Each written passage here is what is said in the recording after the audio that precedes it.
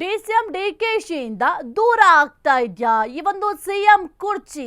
ಯಾಕೆಂತಂದ್ರೆ DCM DK Shivakumar ಅವರು ಬಹಳ ದೊಡ್ಡ ಕನಸನ್ನೇ ಕಾಣ್ತಾ ಇದ್ದಾರೆ.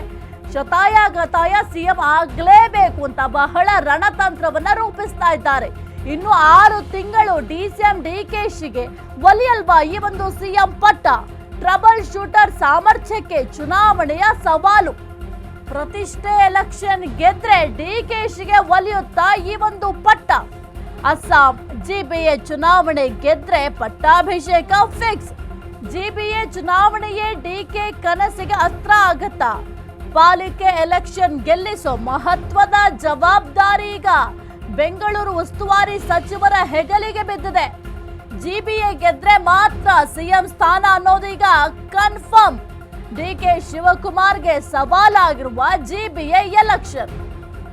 ಸಿಎಂ ಕನಸು ಪಕ್ಕಕ್ಕಿಟ್ಟು ಜಿಬಿಎ ಗೆಲ್ಲಬೇಕಾಗಿದೆ. ಈಗ ಜಿಬಿಎಯಲ್ಲಿ ಗದ್ದುಗೆ ಹಿಡಿಯದಿದ್ದಲ್ಲಿ ತೀವ್ರ ಮುಖಭಂಗ ಆಗುತ್ತೆ.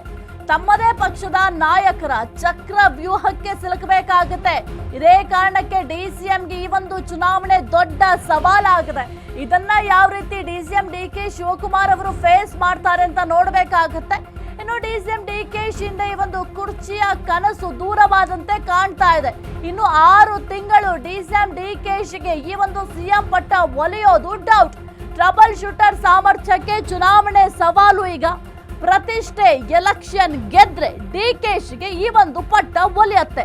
ಅಸ್ಸಾಂ ಜಿಬಿಎ ಚುನಾವಣೆ ಗೆದ್ರೆ ಮಾತ್ರ ಈ ಒಂದು ಪಟ್ಟಾಭಿಷೇಕ. ಜಿಬಿಎ ಚುನಾವಣೆಯೇ ಡಿಕೆ ಕನಸಿಗೆ ಅಸ್ತ್ರ ಆಗತ್ತಾ?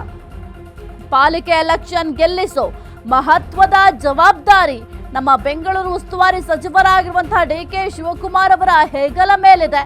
ಜಿಬಿಎ ಗೆದ್ರೆ ಮಾತ್ರ ಸಿಎಂ ಸ್ಥಾನ ಅನ್ನೋದು ಕನ್ಫರ್ಮ್.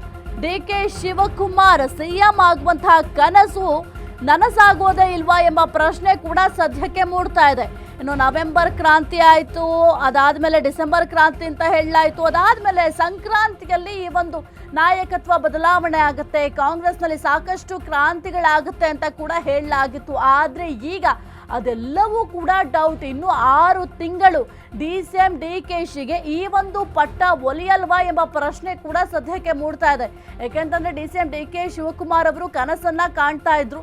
ಶತಾಯ ಗತಾಯ ನಾನು ಸಿಎಂ ಆಗ್ಲೇಬೇಕು ಅಂತ ಸಾಕಷ್ಟು ಪ್ರಯತ್ನಗಳನ್ನ ಮಾಡ್ತಾ ಇದ್ರು. ಇದರ ಜೊತೆಗೆ ಮುಖ್ಯವಾಗಿ ಹೈಕಮಾಂಡ್ನ ಭೇಟಿ ಮಾಡ್ಲಿಕ್ಕೂ ಕೂಡ ಬಹಳ ಕಸರತ್ತನ್ನ ಮಾಡ್ತಾ ಇದ್ರು. ಆದ್ರೆ ಈ ಒಂದು ನಾಯಕತ್ವ ಬದಲಾವಣೆ ವಿಚಾರಕ್ಕೆ ಸಂಬಂಧಪಟ್ಟಂತೆ ಯಾವುದೇ ರೀತಿಯ ಕ್ಲಾರಿಟಿಯನ್ನ ಹೈಕಮಾಂಡ್ ಕೊಟ್ಟಿಲ್ಲ. ಹೈಕಮಾಂಡ್ ಭೇಟಿ ಮಾಡ್ಲಿಕ್ಕೆ ಅಂತ ದೆಹಲಿ ಕೂಡ ಹೋಗಿ ಬಂದಿದ್ರು. ಕೇವಲ ಡಿಸಿಎಂ ಡಿಕೆ ಶಿವಕುಮಾರ್ ಅಷ್ಟೇ ಅಲ್ಲ, ಜೊತೆಗೆ ಡಿಕೆ ಸುರೇಶ್ ಅವರು ಕೂಡ ದೆಹಲಿಗೆ ಹೋಗಿ ಬಂದಿದ್ರು. ಆದ್ರೆ ಈಗ ಈ ಒಂದು ಡಿಸಿಎಂ ಡಿಕೆ ಶಿವಕುಮಾರ್ ಅವರ ಕನಸಿತ್ತಲ್ಲ ಸಿಎಂ ಆಗಲೇಬೇಕು ಅಂತ, ಆ ಒಂದು ಕನಸು ಸದ್ಯದ ಮಟ್ಟಿಗೆ ನನಸಾಗೋದು ಬಹುತೇಕ ಡೌಟ್ ಅಂತ ಹೇಳಲಾಗ್ತಿದೆ. ಯಾಕೆಂತಂದ್ರೆ ನವೆಂಬರ್ ಕ್ರಾಂತಿ ಆಗ್ಲಿಲ್ಲ, ಡಿಸೆಂಬರ್ ಕ್ರಾಂತಿ ಆಗ್ಲಿಲ್ಲ, ಜನವರಿ ಕ್ರಾಂತಿ ಕೂಡ ಡೌಟ್. ಯಾಕೆ ಅಂತಂದ್ರೆ ಚುನಾವಣೆ ಇರೋದ್ರಿಂದ ಎಲ್ಲರ ಫೋಕಸ್ ಈಗ ಚುನಾವಣೆಯತ್ತ ಇದೆ. ಕೇವಲ ಕಾಂಗ್ರೆಸ್ ಅಷ್ಟೇ ಅಲ್ಲ, ಬಿಜೆಪಿಯವರು ಕೂಡ ಸಕಲ ರೀತಿಯಲ್ಲೂ ಕೂಡ ಸಿದ್ಧತೆಯನ್ನ ಮಾಡ್ಕೊಳ್ತಾ ಇದ್ದಾರೆ. ಏನಾದ್ರೂ ಆಗ್ಲಿ ಜಿಬಿಎಲ್ಲಿ ಗೆಲ್ಲಲೇಬೇಕು ಅಂತ ಬಹಳ ಸರ್ಕಸ್ ಅನ್ನ ಮಾಡ್ತಾ ಇದ್ದಾರೆ. ಕುರಿತು ಹೆಚ್ಚಿನ ಮಾಹಿತಿ ನೀಡ್ತಾರೆ ನಮ್ಮ ಪ್ರತಿನಿಧಿ Deepa Kukwada. Deepa, very good morning. ಸದ್ಯಕ್ಕೆ ಡಿಸಿಎಂ ಡಿಕೆ ಶಿವಕುಮಾರ್ ಅವರ ಸಿಎಂ ಕನಸು ನನಸಾಗದಿಲ್ವಾ ಎಂಬ ಪ್ರಶ್ನೆ ಕೂಡ ಸದ್ಯಕ್ಕೆ ಮೂಡ್ತಾ ಇದೆ. ಇದರ ಜೊತೆಗೆ ಈಗ ಜಿಬಿಎ ಎಲೆಕ್ಷನ್ ಗೆಲ್ಲಲೇಬೇಕು ಅಂತ ಏನಾದ್ರು ಟಾಸ್ಕ್ ಕೊಟ್ಟಿರಬಹುದಾ ಡಿಕೆ ಶಿವಕುಮಾರ್ ಅವರಿಗೆ? ಯಾಕೆಂತಂದ್ರೆ ಉಸ್ತುವಾರಿ ಸಚಿವರು ಕೂಡ ಅವರೇ ಆಗಿರೋದ್ರಿಂದ. ಸಾಹಿತಿ, ಇದು ಟಾಸ್ಕ್ ಅಂತಲ್ಲ, ಡಿಕೆ ಶಿವಕುಮಾರ್ ಅವರ ಅಳುವು ಉಳುವಿನ ಪ್ರಶ್ನೆ ಆಗುತ್ತೆ. ಯಾಕಂದ್ರೆ ಅವರೇ ನಗರಾಭಿವೃದ್ಧಿ ಸಚಿವರಾಗಿದ್ದಾರೆ. ಜಿಬಿಎನ್ನ 5 ಭಾಗ ಅಂದ್ರೆ ಬಿಬಿಎಂಪಿಯನ್ನ 5 ಭಾಗಗಳಾಗಿ ಜಿಬಿಎ ಮಾಡಿದ್ದಾರೆ. ಇದೆಲ್ಲದೂ ಕೂಡ ಚುನಾವಣೆ ಗೆಲ್ಲೋದಿಕ್ಕೆ ಅನ್ನುವಂತಹದ್ದು ಅನೇಕರ ಮಾತು. ಹಾಗಾಗಿ ಈಗ ಚುನಾವಣೆ ಬಂದಿರೋದ್ರಿಂದ ಅವರ ಸಿಎಂ ಅನ್ನುವಂತಹದ್ದೇನಿದೆ ಅಥವಾ ಕುರ್ಚಿ ಕನಸಿಂದ ಒಂದಷ್ಟು ದಿನ ಮುಂದಕ್ಕೆ ಹೋಗಿರುವಂತದ್ದು. ಅಂದ್ರೆ ಚುನಾವಣೆ ಗೆಲ್ಲಲೇಬೇಕಾದಂತಹ ಅನಿವಾರ್ಯತೆ ಇದೆ. ಹೈಕಮಾಂಡ್ ನಾಯಕರ ಮುಂದೆ ತಮ್ಮ ಶಕ್ತಿ ಏನು ಅನ್ನುವಂತಹದ್ದು ತಾವು ಕೊಟ್ಟರೆ ನಿಭಾಯಿಸ್ತೀವಿ ಅನ್ನುವಂತಹ ನಿಟ್ಟಿನಲ್ಲಿ ಈ ಜಿಬಿಎ ಚುನಾವಣೆಯನ್ನ ಗೆಲ್ಲುವಂತಹ ಅನಿವಾರ್ಯತೆ ಡಿಕೆ ಶಿವಕುಮಾರ್ ಅವರಿಗೆ ಇದೆ. ಇದು ಪ್ರತಿಷ್ಠೆ ಕೂಡ ಹೌದು.